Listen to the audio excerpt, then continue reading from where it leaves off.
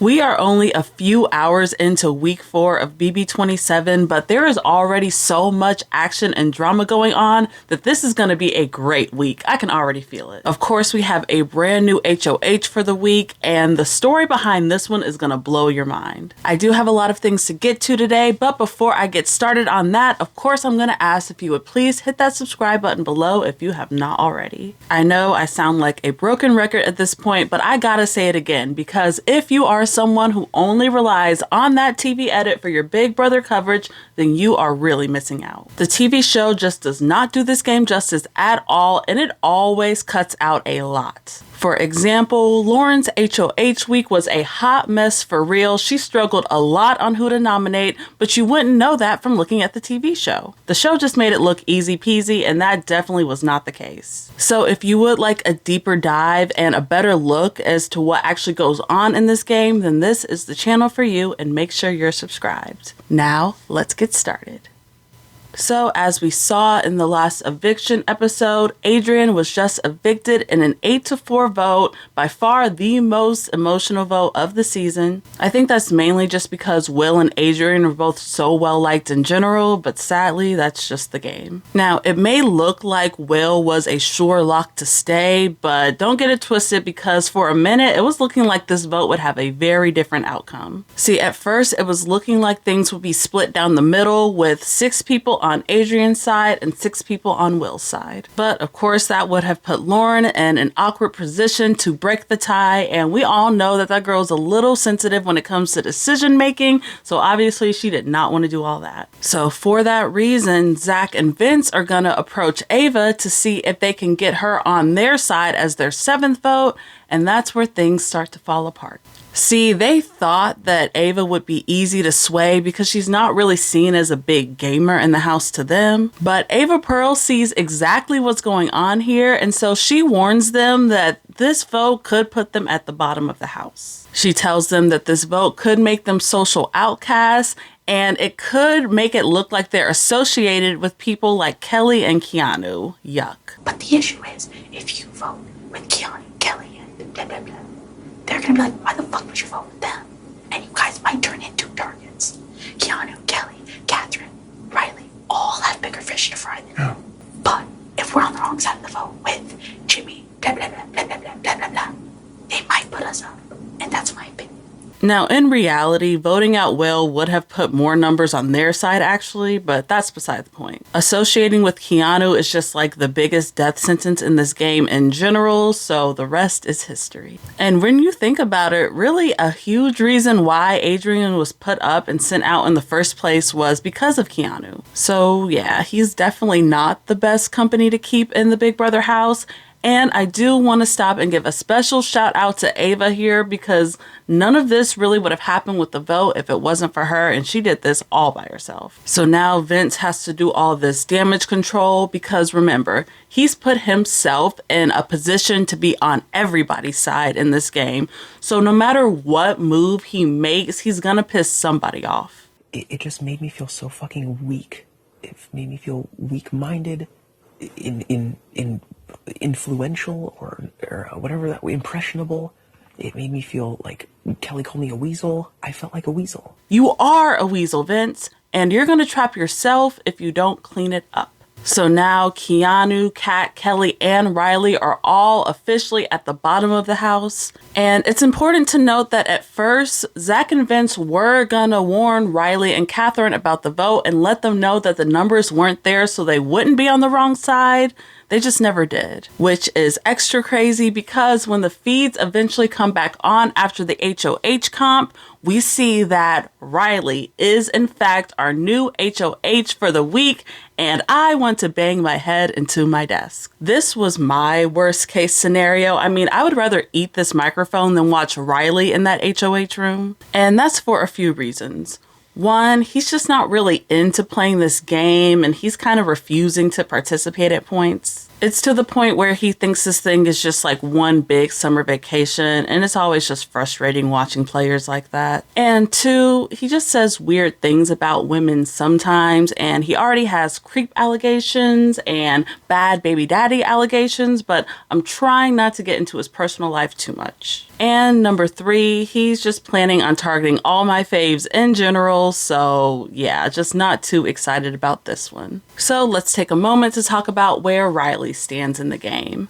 It seems like his only real ally is Katherine, like that's literally it. He does have that whole unexpendable alliance thing with Keanu and Vince, but that alliance has always just been more of a joke to me. He used to be a member of the Heavy Hitters, which would have been great for his game, but he has since been kicked out because he didn't really even want to be in an alliance. He's actually since been fully replaced with Mickey, so yeah, he's really just more of a stubborn player, if anything. Now, the new heavy hitters are freaking out a little bit with Rylie now being in charge. They briefly talk about maybe throwing Ashley under the bus this week, since technically she's on that side of the house without being in their alliance. And they are also trying to spread rumors that she is the person with the third power, so that maybe Rylie would put her up in order to flush it. I think that's the best case scenario, is if somehow people remind him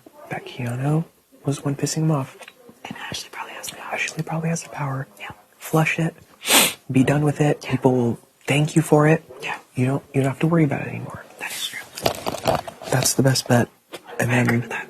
Later on in the night, Rylie is going to waste no time making it be known that Mickey, Morgan, and Ashley are all going to be his targets for the week. Right now, I got Mickey, Ash, and Morgan on my mind. That's the only thing on my fucking mind right now.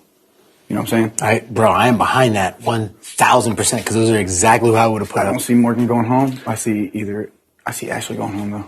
And I hate to say it, but I totally understand why he's going after Mickey and Morgan. And really, all of that is Jimmy's fault. See, when Jimmy was HOH, he had, for whatever reason, told Katherine that Morgan and Mickey were targeting Rylie. And of course, Katherine ran that all back to him. So while I hate to see it, I do still understand it. So obviously, this is all just going to be really bad news for Mickey and her allies. But there is still a little bit of hope left with Mickey's HOH takeover power. The big issue here is that this power really only works if it's kept a secret, and at this point, damn near everybody knows, or at least suspects, that Mickey is the one that has it, including Rylie. But most of this, again, is a heavy suspicion. The only person that really knows 100% is Morgan. So while Mickey's name is the main one being thrown around about this power, there is still some talks that maybe Ashley and maybe even Morgan could have it too. And of course, by a stroke of luck,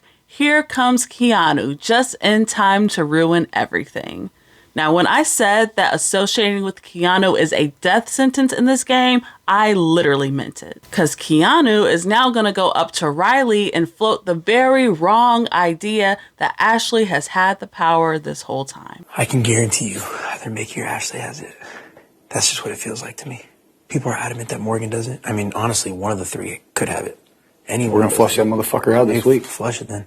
Flush that bitch out and then come after me. I don't give a fuck. So while there's already all of this drama going on, things are gonna get taken a step further when the feeds go off randomly in the middle of the night. And they stay off for like a whole 3 hours. When they do eventually return, we see that Rylie has apparently been dethroned, and there in his place stands Mickey, our new HOH. Despite having all the odds stacked against her, Mickey was able to successfully use her power to take over Rylie's HOH week. Damn. Now, Rylie did have the opportunity to interrogate everybody to see who had this power. That was part of the whole spiel. And all of this was done off camera, unfortunately, so we're gonna have to wait for the TV edit to see exactly how things went down. But it sounds like Mickey's side was able to come together as a group and work together to convince Rylie that it was indeed Ashley. Apparently, Rachel did a really good job throwing the scent off Mickey, and Ashley did a really good job too, making herself look guilty. So in the end, Rylie ends up incorrectly guessing Ashley, which of course really pisses him off, and y'all know that cuss words are Rylie's favorite, so apparently he had some stuff to say.